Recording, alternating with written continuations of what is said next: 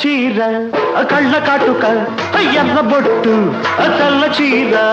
కళ్ళ కాటుక ఎర్ర బొట్టు పెట్టుకుని వచ్చింది కృష్ణమ్మ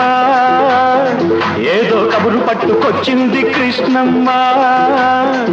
ఆ కబురేమిటమ్మా ఈ పరుగెందుకమ్మా ఆ కబురేమిటమ్మా ఈ పరుగెందుకమ్మా